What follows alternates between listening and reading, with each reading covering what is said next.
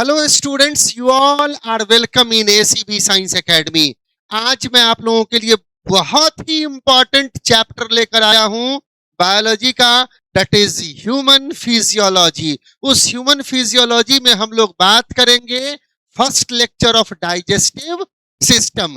Digestive system को 3 से 4 lecture में कंप्लीट करूंगा। आज फर्स्ट लेक्चर में हम लोग general organisation of digestive system पढ़ेंगे। तो चलिए शुरू करते हैं physiology, anatomy and physiology. Okay, actually इस चैप्टर में हम लोग बात करते हैं एनाटॉमी एंड फिजियोलॉजी का। एनाटॉमी क्या है? Anatomy has been derived from Greek word ana plus tomin. Ana means entire and tomin means to cut, means a study of internal structures by cutting the body is called anatomy। अब internal structure का पढ़ाई करना है, liver देखना है, pancreas देखना है, तो आपको ये जो इंटरनल पार्ट को देखने के लिए ऊपर का पार्ट है उसको खोलना होगा। एब्डोमिनल कैविटी को जब तक खोलिएगा नहीं, अंदर का ऑर्गन, लीवर नहीं दिखेगा, पेंक्रियाज नहीं दिखेगा, हार्ट नहीं दिखेगा। उसको देखने के लिए इसको खोलना होगा, कट करना होगा। मींस जब एक्सटर्नल पार्ट को कट करके इंटरनल ऑर्गन, इंटरनल टिश्यू या इंटरनल सेल का पढ़ाई करते हैं, that is called anatomy। And the physiology, what is physiology? It is the study of function of organ system is called physiology। Digestive system लीजिए, तो digestive system का क्या काम है? Digestion of food. Respiratory system की बात कीजिए, क्या काम है इसका? फिजियोलॉजी क्या है? That is gaseous exchange, transport of gas, cellular respiration. बात करेंगे सर्कुलेटरी सिस्टम का, इसका क्या फिजियोलॉजी है? That is to circulate the body, and due to circulation of body several chemicals like gases, food, hormones and some other chemicals are transported from one part of body to the other part। okay, the physiology क्या हुआ? That is the function of organ system। हम लोग जानते हैं कि anatomy में cell से लेकर ऑर्गन सिस्टम तक की बात करते हैं, और फिर उस ऑर्गन सिस्टम के फंक्शन के पढ़ाई को फिजियोलॉजी कह देंगे। ओके,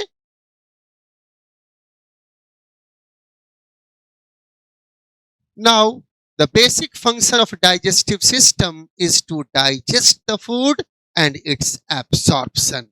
एलिमेंट्री कैनाल में फूड का डाइजेशन होगा और उसी एलिमेंट्री कैनाल के वाल से एब्सॉर्ब होकर डाइजेस्टेड फूड ब्लड स्ट्रीम में चला जाएगा। Okay, now this human digestive system is basically made up of two components। One component is alimentary canal and another is called digestive glands। तो हमारा digestive system कितने parts का बना हुआ है? 2 पार्ट्स का बना हुआ है, एक एलिमेंट्री कैनाल और दूसरा associated digestive glands. Okay, it consists of alimentary canal and digestive glands। Okay, अब एलिमेंट्री कैनाल जो डाइजेस्टिव ट्रैक्ट है, ये डाइजेस्टिव ट्रैक्ट, ये एक कैनाल, ये एक ट्यूबुलर स्ट्रक्चर है जो ओरिजिनेट करता है माउथ से और एंड करता है एनस पे। बीच में डिफरेंट पार्ट्स आता है, जिस अलग अलग पार्ट का एक डायमीटर अलग अलग होगा। ओके, देखिए ये स्टार्ट होता है बक्कल कैविटी से और आकर खत्म हो जाएगा एनस पे। बक्कल कैविटी ये माउथ है, buccal cavity oesophagus, stomach, then small intestine, then large intestine and finally anus. Okay, तो देखिए एलिमेंट्री कैनाल में पहला, बक्कल कैविटी दूसरा, फेरिंग्स तीसरा, ओसोफेगस चौथा, stomach, then after small intestine, large intestine, finally anus. Okay, these are the parts of elementary canal।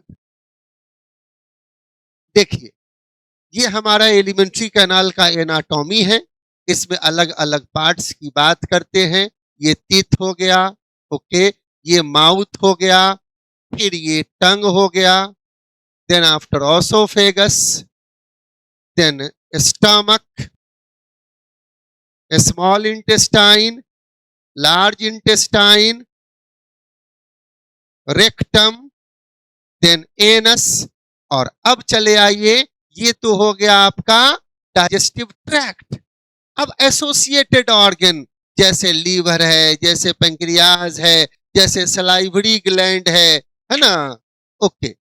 चलिए, this one is salivary gland, this one is liver, this one is pancreas, this one is gall bladder, okay.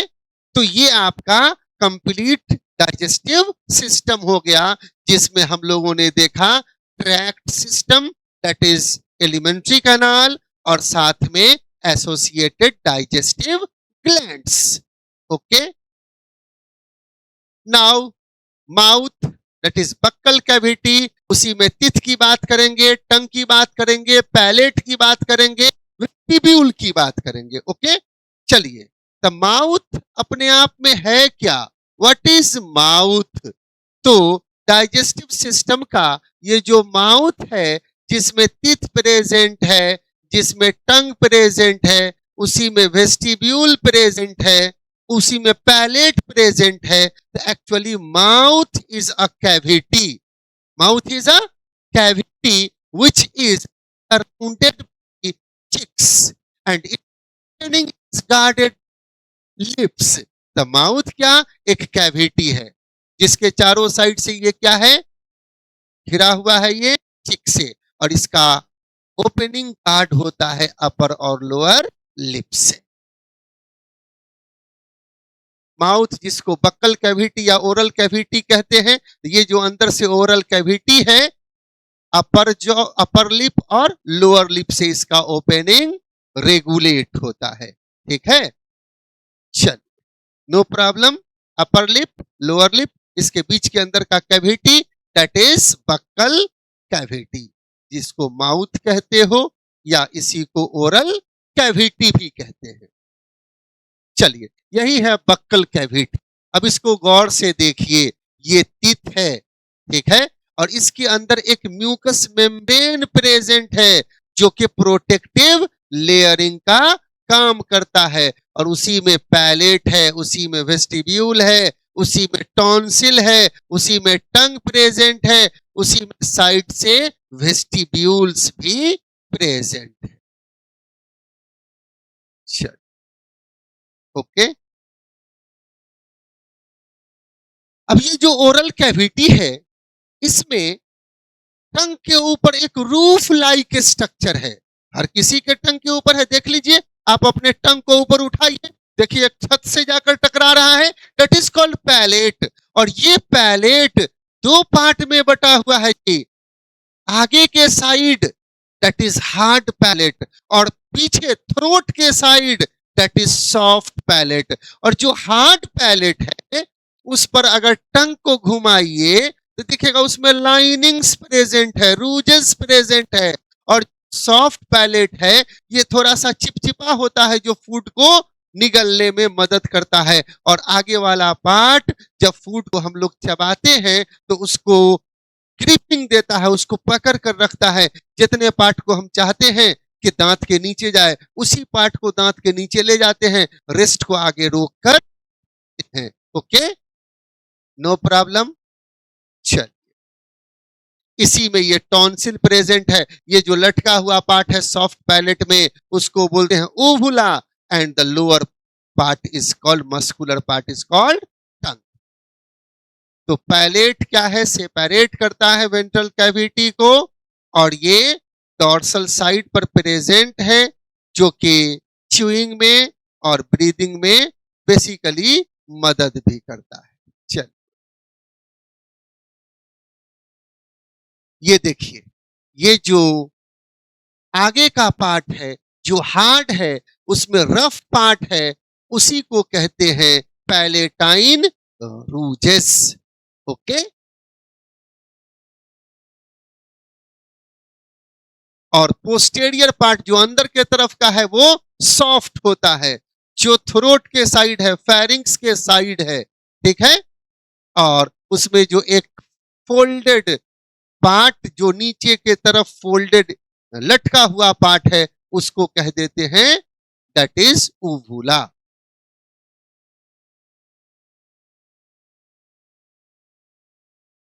अब देखो, ये हमारा lower jaw और अपर jaw में U shape का bone है, उसी बोन में सॉकेट प्रेजेंट है, उसी सॉकेट में हमारा दांत क्या है, फिक्स्ड होता है। तो हम लोगों का दांत जो है वो बोनी सॉकेट में फिक्स्ड है। ये बोनी सॉकेट कहां प्रेजेंट है, तो अपर और लोअर जॉ में प्रेजेंट है। ओके, अब देखिए, ये जो टीथ की बात करते हैं, तो टीथ क्या है, it is bony structure, teeth is bony structure which is ectomesodermal in origin. इसमें दो पार्ट है, एक बाहर का जो लेयर है दैट इज एक्टोडर्मल, और अंदर का जो डेंटाइन है वो है दैट इज मेसोडर्मल। अब देखिए, दांत की बात करते हैं तो दांत का बेसिकली काम क्या है, cutting, tearing and chewing. Food को काटना, दांत से काटने को बाइटिंग कहते हैं।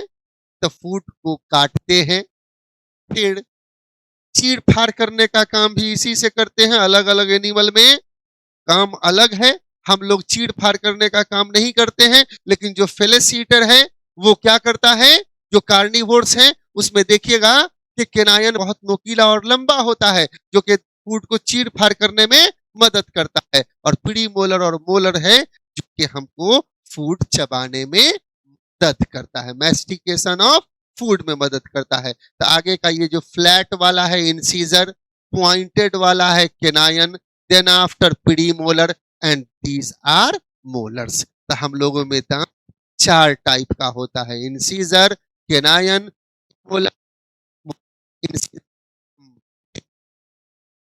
केनायन का काम टीयर, मैस्टिकेशन ऑफ फूड। और ये जो हम लोगों का दांत है ये इसी बोनी सॉकेट में जाकर क्या है, फिक्स्ड है। तो जौ में बोनी सॉकेट है, उसी बोनी सॉकेट में हमारा दांत क्या है, फिक्स्ड किया हुआ है। ओके, तो ह्यूमन में जो दांत बोनी सॉकेट में फिक्स्ड है, इस तरह के डेंटिशन को कहते हैं थीकोडोंट। क्या कहते हैं, थीकोडोंट। तो हम लोगों का दांत बोनी सॉकेट में फिक्स्ड है, that's why this type of dentition is called thecodont. No problem. चल, अब देखिए, बोनी सॉकेट में ये फिक्स्ड है। हम लोगों का जो दांत है वो दो सेट में ओरिजिनेट हुआ है।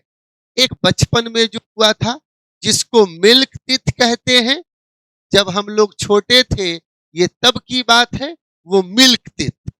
और जैसे ही बेबी बड़ा होता है ना, तो 1 साल के बाद दांत होना, 1 साल के अंदर भी कभी कभी दांत हो जाता है, 9 महीने में, 10 महीने में दांत होना शुरू हो जाता है। 8 साल 10 तक में दांत आया तो एक सेट है, उस टूट उसकी जगह पर परमानेंट डेवलप कर जाता है। तो हम लोगों में दो सेट ऑफ टीथ है, that is milk teeth and permanent teeth, that's why it is called diphyodont. क्या कहते हैं उसको, डाइफियोडोंट। ठीक है, तो एक हो गया मिल्क टीथ और दूसरा हो गया परमानेंट। ये हो गया मिल्क टीथ, ये देख रहे हैं जो परमानेंट डेवलप करता है वो परमानेंट टीथ। मिल्क टीथ देखें तो हम लोगों में 20 होता है, 20 होता है, और परमानेंट टीथ 32 होता है।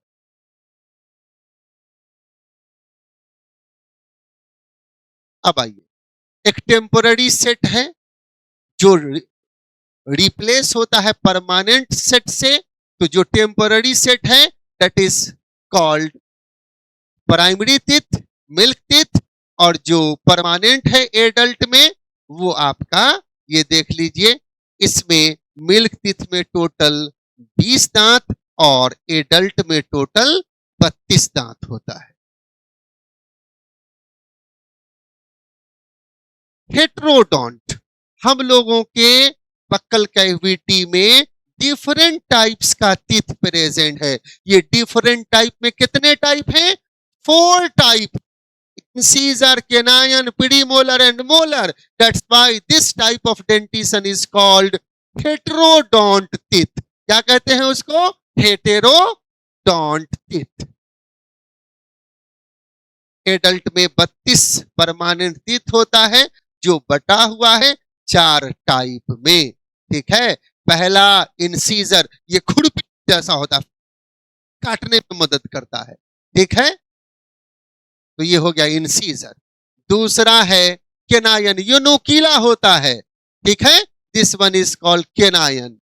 ठीक, प्रीमोलर ऑलमोस्ट फ्लैट होता है। ठीक है, और मोलर ये ज्यादा फ्लैट होता है। ये हो गया मोलर। तक कितने टाइप का दांत हो गया? Incisor, canine, premolar and molar. ये 4 तरह का दांत हमारे बक्कल कैविटी में प्रेजेंट है। That's why it is called heterodont. Okay,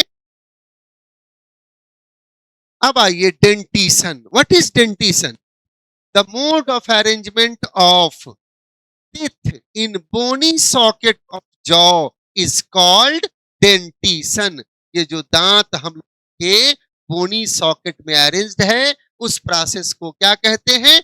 dentition. And this dentition is represented by a formula. That formula is called dental formula. ठीक है, तो डेंटिशन को एक फॉर्मूला से रिप्रेजेंट करते हैं। उस फॉर्मूला को क्या कहते हैं? Dental formula. ठीक है, तो डेंटल फॉर्मूला क्या है? तो इंसीजर, केनायन, प्रीमोलर, मोलर। ठीक है, ये half side of upper teeth by half side of lower jaw का टीथ मल्टीप्लाइड बाय 2। ठीक है, हाफ जॉ का teeth upper side, lower side multiplied by 2, तो फुल साइड हो जाएगा। इसी को बोलते हैं dental formula. That is the total number of teeth in upper jaw कितना हो जाएगा? 16, और लोअर जॉ में कितना हो जाएगा? 16। ठीक है, और हाफ साइड अगर लेंगे तो 8, फिर 8 अब मल्टीप्लाइड बाय 2 कर देंगे तो 16 16 हो जाएगा। तो हमारा जो एडल्ट में टीथ है वो कितना है? 21 23 बाई 21 23। 21 हाफ साइड का ले रहे हैं, 2 incisor, 1 canine, 2 premolar, 3 molar. Lower jaw में भी वैसे ही। तो ये हो गया 21 2 1 2 3 2 1 3 हो गया, प्लस 2 कितना हो गया? 5, फिर 3 8, फिर नीचे वाले में 8 अब मल्टीप्लाइड बाय 2, तो दोनों में हो गया 16 16, तो टोटल हो जाता है 32। यही देख लीजिए, ये परमानेंट टीथ है, 21 से 25 साल का। ऊपर की तरफ जो देखते हैं ये आपका हाफ साइड, यहां से लीजिए तो ये हाफ साइड, यहां से लीजिए ये हाफ साइड। ये आपका क्या हो गया? 2 1 2 3। ये आपका हो गया 2 इंसीजर, 1 केनायन, 2 प्रीमोलर और 3 मोलर। लोअर जॉ में भी वैसे ही है, 2 इंसीजर, 1 केनायन, 2 प्रीमोलर और 3 मोलर। यही आपका डेंटल फॉर्मूला है। और 2 से मल्टीप्लाई कर देंगे तो इस साइड का भी हो जाएगा। अपर और लोअर जो मिलकर के टोटल 32 टीथ प्रेजेंट होता है। The arrangement of different type of teeth of each half of the both jaw, that is incisor, canine, premolar and molar, is represented by the dental formula. इसी में लिखते हैं हम लोग क्या? 21 23 बाई 21 23, है ना? बाई 21 23, और इसी को मल्टीप्लाई कर दीजिए 2 से, ये टोटल हो जाएगा 32। No problem. और डेंटल फॉर्मूला अगर मिल्क टीथ की बात करेंगे तो मिल्क टीथ में होता है 21 0 2, by 21 zero 2 into multiplied by 2। अब यहाँ पे है इंसीजर 2, केनायन 1, प्रीमोलर 0, तो मिल्क टीथ में प्रीमोलर नहीं होता है, और फिर मोलर कितना होगा 2, तो 21 जीरो 2 मतलब 21 23, 21 23 हो गया आपका, और 21 zero 2 by 21 zero 2 multiplied by 2, ये हो गया मिल्क टीथ। 21 जीरो 2 ये हो गया प्रीमोलर, ये हो गया incisor, canine, premolar 0 molar 2 by 21 zero 2, ठीक है, तो ये टोटल 20 टीथ हो जाएगा, इसलिए कि मल्टीप्लाई कर देंगे 2 से, ये हाफ जौ का है, तो जब 2 से मल्टीप्लाई कर देंगे तो कंप्लीट जौ का निकल गया।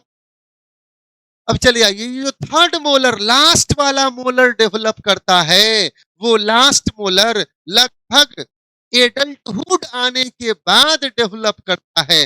That's why such type of teeth is called wisdom teeth, है ना। लोग कहता है कि अकिल चौ अभी नहीं अलग हुआ मतलब अकिल नहीं अलग हुआ, ऐसा नहीं है। अकिल चौ आने के बाद अकिल आता है, ये बात नहीं है। अकिल आने के बाद अकिल चौ आता है, इसीलिए उसको बोलते हैं विजडम टीथ। इसलिए कि बचपन में दांत हुआ, क्या दर्द हुआ, क्या पेट खराब हुआ, वो याद नहीं है, लेकिन दांत निकलता है मोलर, लास्ट मोलर जिसको विजडम टीथ कहते हैं, तो दांत होने में कितना तकलीफ होता है, होती है, सब नानी दिला देता है। कई दिन तक तो कुछ नहीं पाते हैं लोग, पानी और शरबत या फिर वो लिक्विड डाइट पे रहता है, तब जाकर के धीरे धीरे जब इसका दर्द ठीक होता है तो खाने के लायक बन पाता है। ओके, तो लास्ट मोलर को क्या कह देते हैं, विजडम टीथ, इसलिए कि ये एडल्टहुड में डेवलप करता है, जब आदमी लगभग 21 साल का हो जाता है तो डेवलप करता है, ठीक है। तो ये जो आपका इंसीजर है, ये चीजल शेप्ड है, जो बेसिकली कटिंग में मदद करता है। उसके बाद चले आइए केनायन, जो कि देखने में कैसा होगा, तो डैगर लाइक होता है, जो कि टीयरिंग में मदद करता है। और प्री मोलर और मोलर ये दोनों एक साथ बात करें तो ये दोनों मिलकर के किस में मदद करता है, फूड को चबाने में मदद करता है, ग्राइंडिंग ऑफ फूड में मदद करता है। नो प्रॉब्लम, समझ में आ रहा है। आज बिल्कुल एनाटॉमिकल पार्ट लेकर चल रहे हैं, ठीक है। अगले क्लास में physiology, digestion, nutrition and digestion की बात करेंगे, और इसके फंक्शन को पढ़ने के लिए स्ट्रक्चर का समझना बहुत जरूरी था। चलिए दांत की बात करते हैं, तो टीथ में बेसिकली 3 पार्ट होता है, one is called crown, another is neck and third one is root. तो क्राउन किसको कहते हैं, दांत का जो पार्ट बाहर से दिखता है, तो आप रगड़ रगड़ करके चमकाते हैं, उसको कहते हैं क्राउन। और जो पार्ट हमारे मसूड़ा से, गम से ढका हुआ है, दैट इज कॉल्ड नेक। और जो पार्ट दांत का बोनी सॉकेट के अंदर फिक्स किया हुआ है, उसको कहते हैं रूट। तो दांत में कितना part, 3 part, crown, neck and root. Crown जो पार्ट दिख रहा है, नेक जो पार्ट गम से घिरा हुआ है, और जो तीसरा रूट जो बोनी सॉकेट फिक्स्ड है।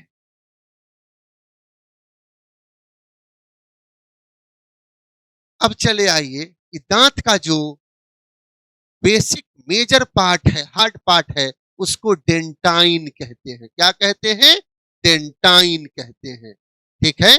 और ये डेंटाइन सिक्रीट होता है ओडोंटोब्लास्ट लेयर से। दांत में एक लेयर है सेल्स का, दैट इज कॉल्ड ओडोंटोब्लास्ट, और उसी ओडोंटोब्लास्ट से सिक्रीट करता है dentine, and dentine is mesodermal in origin. Objective question में पूछ देता है कि दांत हमारा एक्टोमेसोडर्मल है, तो डेंटाइन कौन सा पार्ट है, it is mesodermal in origin. Okay, और ये जो कवरिंग है, एक कोटिंग है उस डेंटाइन के ऊपर, जो कि शीशे के जैसा होता है, ट्रांसपेरेंट होता है, तो हार्डेस्ट पार्ट ऑफ बॉडी है, हम लोग बॉडी का सबसे हार्ड पार्ट है, उसको कह देते हैं इनामेल। क्या कह देते हैं? Enamel is the hardest part of body. और ये क्या करता है? ये सिक्रीट करता है अमीलोब्लास्ट सेल से, which is ectodermal in origin.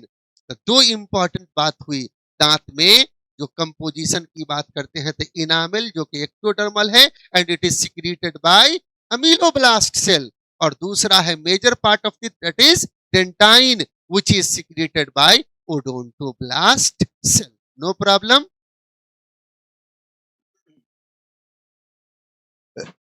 अब इस दांत में एक कैविटी प्रेजेंट है, उसको कहते हैं पल्प कैविटी। क्या कहते हैं? Pulp cavity. This pulp cavity is filled with the blood vessels and nerve. इसमें नर्व सप्लाइड होता है, इसमें ब्लड वेसल्स होता है जो कि फूड सप्लाई करता है, ब्लड वेसल ब्लड ले जाता है और साथ में फूड भी ले जाएगा, तभी तो ओडोंटोब्लास्ट सेल सिक्रीट करता रहेगा डेंटाइन, और दांत का जो स्ट्रक्चर है वो मेंटेन रहता है।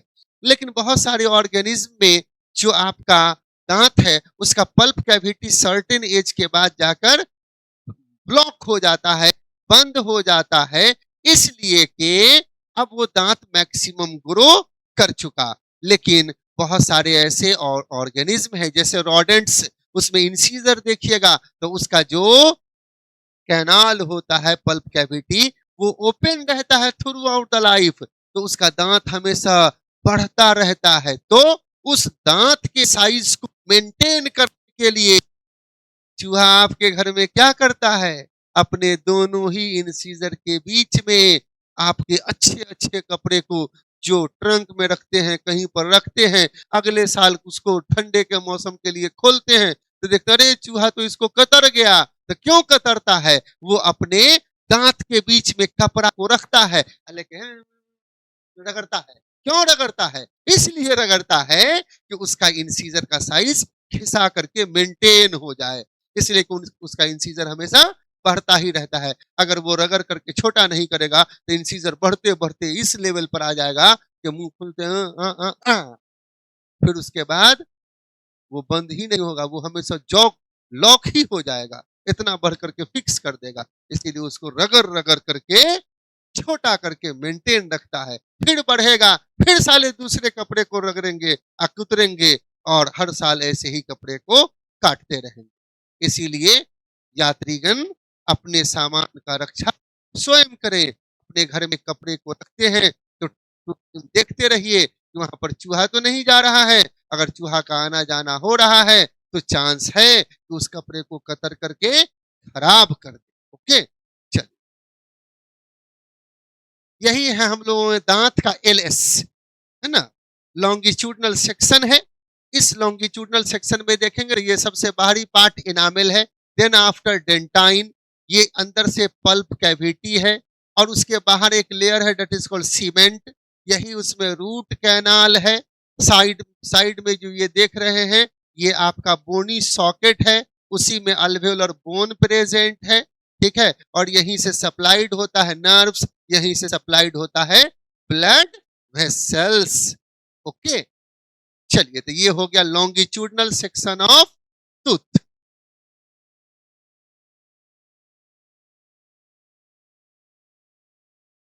रूट बोनी सॉकेट में फिक्स्ड होता है with the help of cementum.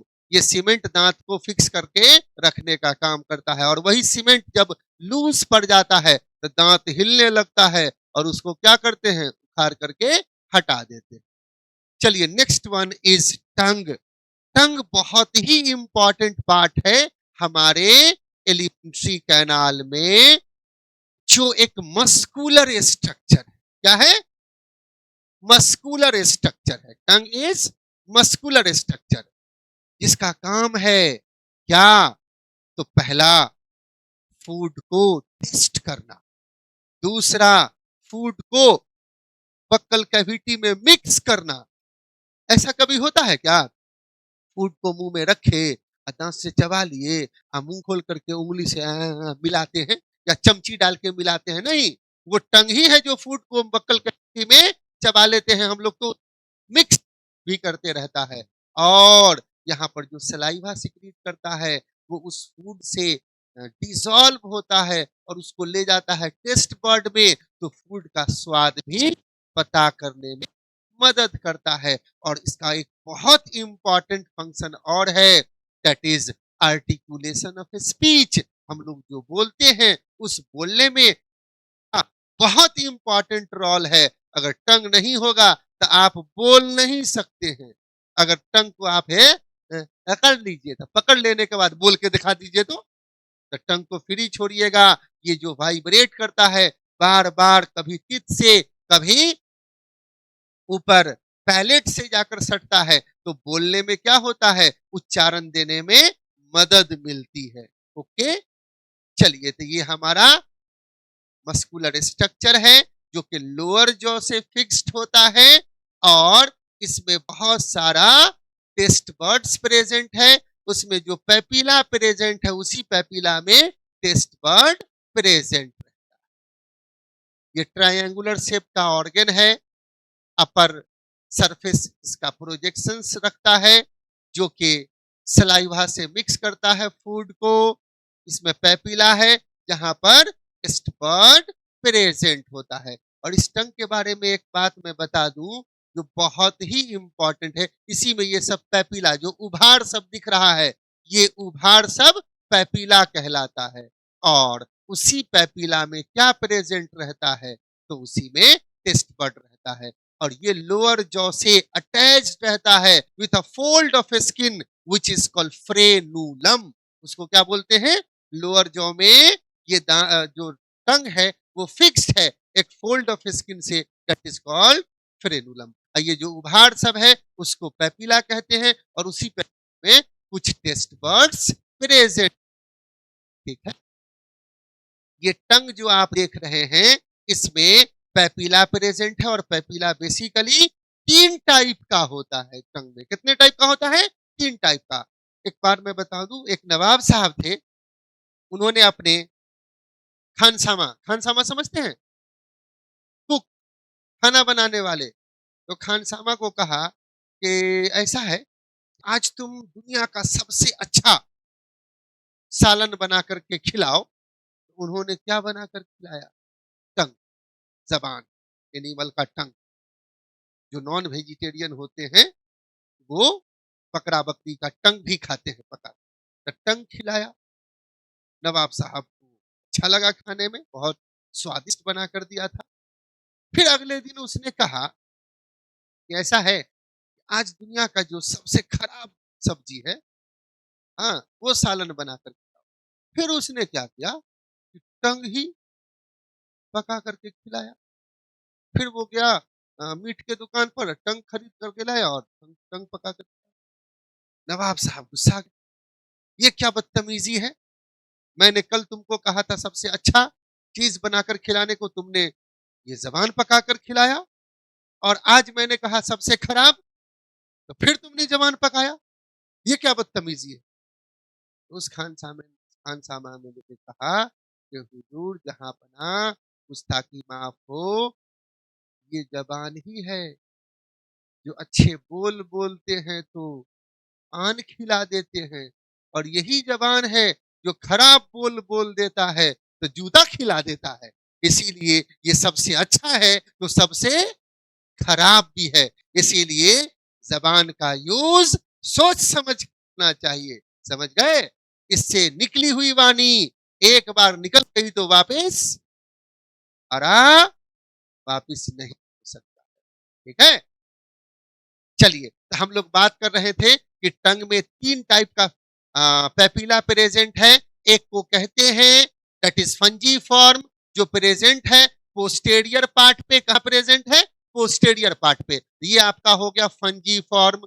दूसरा आपका है फीली फॉर्म, ये कहां प्रेजेंट है, तो बीच वाले पार्ट में प्रेजेंट है। और तीसरा है सर्कमवैलेट, ये कहां प्रेजेंट है, तो इनर मोस्ट पार्ट पर यहां प्रेजेंट है। तो पेपिला टंग में कितने टाइप का, 3 टाइप का।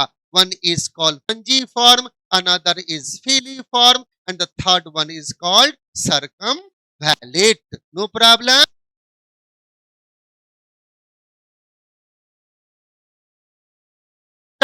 acts as universal toothbrush which helps in mixing saliva with food, which tastes the food and deglutination and speaking, ये सारे चीज में क्या करता है, मदद करता है। अब चलिए कुछ इंपॉर्टेंट ऑब्जेक्टिव क्वेश्चंस देख ले। ओडोंटोब्लास्ट प्रोड्यूस, ओडोंटोब्लास्ट से क्या प्रोड्यूस किया जाता है, डेंटाइन, सीमेंट, इनामेल, चौथा है पीरियोडोंटल मेम्ब्रेन। तो बताइए, अभी पढ़ाए हैं ओडोंटोब्लास्ट लेयर जो दांत में होता है उससे डेंटाइन सिक्रीट करता है। क्या सिक्रीट करता है, डेंटाइन सिक्रीट करता है। No problem. नेक्स्ट क्वेश्चन देखिए, uvula is the part of, uvula किसका पार्ट, हमारे बक्कल कैविटी में uvula बताए थे कि थ्रोट के साइड जाते हैं। द अपर जो पैलेट है, सॉफ्ट पैलेट अपर साइड में, उसमें एक फोल्डेड पार्ट नीचे लटका हुआ है, उसी को uvula कहे थे। तो uvula किसका पार्ट हो गया, टंग का, सॉफ्ट पैलेट का, हार्ड पैलेट का, या एपिग्लॉटिस का।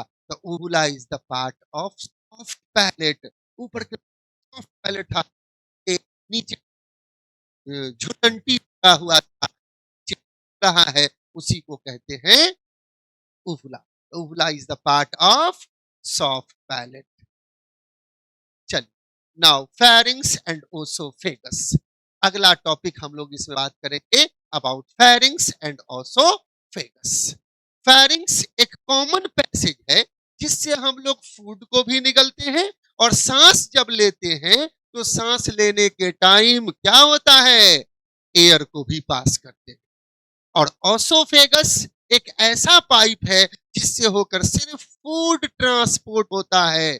ये फेरिंग्स के बाद फूड को ले जाता है कहां, फूड पाइप में, जिसको ओसोफेगस कहते हैं। और यही ओसोफेगस जाकर के स्टमक में खुलता है। ओके, चलिए, तो फेरिंग्स, ये देखिए, ये हमारा बक्कल कैविटी है और इसी बक्कल कैविटी से थोड़ा नीचे उतरते हैं तो एक कॉमन पैसेज है, उसी कॉमन पैसेज को क्या कह देते हैं, फेरिंग्स कहते हैं। ठीक है, यही पार्ट क्या है, कॉमन फेरिंग्स है। ठीक है, now the oral cavity Leeds into a short pharynx which serves the common passage for food and air. यहां से होकर फूड भी पास करता है और एयर भी पास करता है। ओके,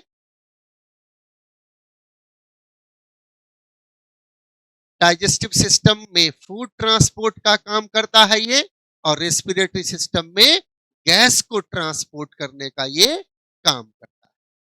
ओके, डाइजेस्टिव सिस्टम में इसका क्या काम है, फूड को ले जाना, और रेस्पिरेटरी सिस्टम में किसका काम है, गैसेस को ट्रांसपोर्ट करना, एयर को ट्रांसपोर्ट करना। ठीक है, ये दो काम करता है। यही वजह है कि हम लोग एक टाइम में दो काम को कभी नहीं कर सकते हैं। वो दो काम क्या है, एक खाने को निगलना और दूसरा सांस लेना। हम लोग ब्रीदिंग प्रोसेस और स्वैलोइंग, ये दो काम एक साथ कभी नहीं कर सकते हैं, इसलिए कि यहीं पर आगे विंड पाइप है और उसके पीछे डोर्सल साइड में फूड पाइप है और उसके ऊपर कॉमन पैसेज फेरिंग्स है। पहले फूड अगर बोलते हुए में खाएंगे, सांस लेते हुए में खाएंगे तो विंड पाइप में चला जाएगा, इसलिए कि यहाँ पर एक ग्लॉटिस है, उसके ऊपर फ्लैप है, दैट इज कॉल्ड एपिग्लॉटिस। ये विंड पाइप को बंद करता है तो फूड को स्वैलो करने में मदद करता है। जब फूड स्वैलो होगा तो विंड पाइप बंद है, इनहेलेशन नहीं कर सकते हैं। तो इनहेलेशन और स्वैलोइंग, ये दो काम हम लोग साथ साथ नहीं कर सकते। ठीक है, और ये फेरिंग्स तीन पार्ट में बटा हुआ है। One is called nasopharynx, another is called oropharynx, and third one is called laryngopharynx. Nasal chamber का जो ओपनिंग है वहां पर खुलता है, दैट इज ओरोफेरिंग्स। जो फूड पाइप से कॉमन है उसको बोलते हैं ओरोफेरिंग्स। हाँ, और उसके बाद जो लैरिंग्स की तरफ जा रहा है दैट इज कॉल्ड लैरिंगोफेरिंग्स। ये तीन पार्ट में डिवाइडेड है। नेजोफेरिंग्स जो कि अपर साइड पर प्रेजेंट है, ठीक है, ओरोफैरिंक्स मिडिल पार्ट है ये, और सबसे नीचे वाला हो गया लैरिंगोफैरिंक्स। ओके, अब ये देखिए यूस्टैचियन ट्यूब जो कि मिडिल ईयर से आकर के खुलता है, वो कहां? नेजोफैरिंक्स में। इसीलिए कभी गौर करिएगा, अगर कोई दवाई आप कान में डालते हैं ईयर ड्रॉप, तो उसका स्वाद, उसका तीतापन आपको थ्रोट में फील होता है, इसलिए कि ये आकर के कहां अटैच्ड है? ये अटैच्ड है नेजो फेरिंक्स से। नाक में भी डालते हैं तो वो फील होता है कहां? आपको थ्रोट में। ये सब आपस में इंटरकनेक्टेड। अब देखिए लैरिंगोफैरिंक्स जो प्रेजेंट है, वहां के बाद ट्रैकिया आता है और उसके ऊपर एक ग्लॉटिस है, और उस ग्लॉटिस में फ्लैप लाइक स्ट्रक्चर है जिसको कहते हैं इपीग्लॉटिस। और इपीग्लॉटिस का काम है कि फूड के एंट्री को प्रिवेंट करना विंड पाइप में। ठीक है, इपीग्लॉटिस अभी बताया कि आगे की तरफ विंड पाइप, अब पीछे की तरफ डोर्सल साइड में फूड पाइप, यहीं पर ग्लॉटिस है, उसमें फ्लैप है इपीग्लॉटिस। खाना निकलेंगे ऐसे बंद होगा, फिर उसके ऊपर से फूड क्रॉस करके पीछे जाएगा फूड पाइप। देखिए, ये गौर से देखिए, ये आपका हो गया विंड पाइप, ये हो गया फूड पाइप। ठीक है, खाना आया, अब ये जो आपका ढकनी है, ये ढकनी क्या करता है? ये बंद होता है तो ही फूड को इसमें घुसने से बचाता है, नहीं अगर ये बंद नहीं होगा तो फूड इसी के अंदर चला जाएगा। ठीक, चल फेरिंग्स है जो फूड को ऑसोफेगस में ले जाता है with the help of epiglottis. Now tonsil, ये लैरिंग्स में प्रेजेंट है, फेरिंजियल टॉन्सिल्स प्रेजेंट होते हैं। ठीक है, a pair of palatine tonsil present होता है, फिर उसके बाद लिंगुअल टॉन्सिल्स प्रेजेंट होता है। ऑसोफेगस की बात करेंगे, this one is called food pipe, जो डायरेक्ट फूड को कहां ले जाता है? तो स्टोमक में ले जाता है। ये लॉन्ग थिन नैरो ट्यूब है, और ये जब फूड को निगलते हुए स्टोमक में ले जाता है तो इसके वाल में एक वेवी मूवमेंट होगा, उसको बोलते हैं पेरिस्टाल्टिक मूवमेंट। क्या बोलते हैं उसको? Peristaltic movement. तो इस वेवी मूवमेंट कारण हम लोग किसी चीज को निगल पाते हैं, और निगल करके बक्कल कैविटी से ऑसोफेगस के रास्ते स्टोमक तक ले जाते हैं। ओके, अब देखिए, गौर से देखिए, यहां पर ये फेरिंक्स से कहां चला गया? ऑसोफेगस, ऑसोफेगस से कहां चला गया? फूड स्टमक में आया। अब ये देखिए, ये ऑपरेट किया हुआ एक पेशेंट ओटी में है, ऑपरेशन थिएटर में, और उसका स्टमक पार्ट, ये ऑसोफेगस पार्ट निकाल करके, प्रॉब्लम इसको कोई कॉम्प्लिकेशन था तो निकाल करके, ये एकदम नेचुरल है जो कि निकाल कर दिखलाया गया है। ये जे शेप का स्टमक है, और उसी से एक लंबा सा ट्यूब क्या है? तो ये आपका ऑसोफेगस है। मस्कुलर स्फिंक्टर प्रेजेंट होता है यहां पर ऊपर, जिसको बोलते हैं कार्डियक स्फिंक्टर, और वही नीचे की तरफ होता है तो उसको बोलते हैं पाइलोरिक स्फिंक्टर। अब ये जो फूड मूव करता है ऑसोफेगस में, एक rhythmic contraction of the longitudinal and circular muscles present in the wall of esophagus, that movement is called, अभी बताए हैं, पेरिस्टाल्टिक मूवमेंट। ठीक है, तो वही पेरिस्टालसिस हो रहा है, जो वेव के लाइक मूवमेंट हो रहा है, और ऑसोफेगस से फूड को कहां ले जा रहा है? तो फूड को ले जाता है स्टोमक में। जब हम लोग फूड को बक्कल कैविटी में चबा लेते हैं तो वो चिपचिपा हो जाता है, आपस में चिपक जाता है, एक बॉल लाइक स्ट्रक्चर बनाता है। That ball like structure bolus, क्या बोलते हैं उसको? बोलस जब अंदर जाएगा तो वेवी मूवमेंट के मदद से नीचे चला जाता है। ठीक है, तो ऑसोफेगस में पेरिस्टालसिस हो रहा है, जिसके कारण फूड मूव करके स्टमक के साइड जा रहा है। ओके, और यहीं पर इपिथेलियल सेल्स प्रेजेंट है, वहीं पर म्यूकस सिक्रीट करता है जो फूड को स्लिपरी बनाता है, नीचे ले जाने में मदद करता है। और एक बात याद रखिएगा, कभी कभी इसमें उल्टा मूवमेंट हो जाता है, from stomach towards buccal cavity. अब ये नीचे से ऊपर मूव करेगा, उसको कहते हैं एंटी पेरिस्टाल्टिक मूवमेंट। मुंह में कुछ ऐसा चला गया, जैसे पानी पिया है तो उसमें कुछ ऐसा था, लगा कि इसमें कुछ गिरा है या कुछ है, देख नहीं पाए, पी गए तो फील हुआ कि कुछ ऐसा चला गया, तो अंदर से मूवमेंट उल्टा कर देता है और तब तक होता रहेगा जब तक वोमिटिंग करा नहीं दे। तो पेरिस्टाल्टिक मूवमेंट फूड को इनगल्फ करने में मदद करता है, एंटी पेरिस्टाल्टिक मूवमेंट लीड्स।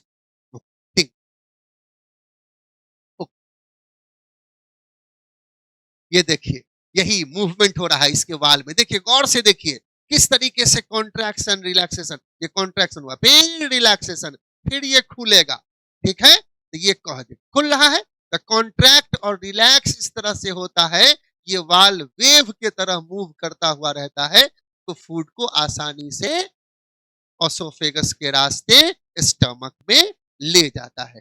ये एंडोस्कोपी किया हुआ एक फिगर मैंने इसमें डाल दिया है, कि समझना आसान हो जाएगा कि मूवमेंट इसके वाल में इसी तरीके से होता रहता है। एकदम कंसेप्ट क्लियर मिल रहा है? चल, अब आइए इस पर कुछ क्वेश्चन हुआ है। Epiglottis is meant for protecting, epiglottis क्या करता है? Oesophagus from entry of air, ये प्रोटेक्ट करता है nasal chamber from entry of food. तीसरा larynx from entry of food. तीसरा टिथ फ्रॉम पैथोजेंस। तो इपिग्लोटिस का काम है लैरिंग्स को, है ना, प्रोटेक्ट करना एंट्री ऑफ फूड से, फूड को लैरिंग्स में नहीं जाने दे, ट्रैकिया में नहीं जाने देगा, ठीक है। अब क्लास लग रहा है तो एक लाइक जरूर बनता है, और कमेंट सेक्शन में जरूर कमेंट करें कि क्लास समझ में आ रहा है या कहीं कोई दिक्कत हो रही है, तो नेक्स्ट लेक्चर में, नेक्स्ट वीडियो में मैं उस चीज को और इंप्रूव कर दूंगा।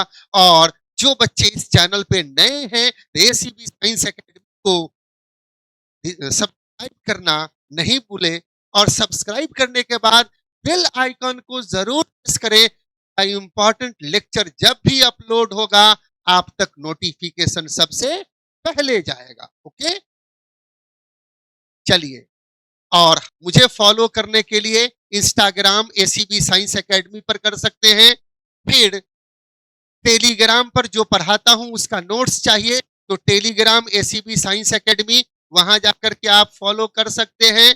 फिर फेसबुक पर और YouTube channel ACB science academy. Okay, तो क्लास के एंड में यही कहूंगा, क्लास अच्छा लग रहा है, मजा आ रहा है, समझ में आ रहा है, तो चैनल को सब्सक्राइब और बेल आइकन को जरूर प्रेस करें। Thank you very much, bye bye.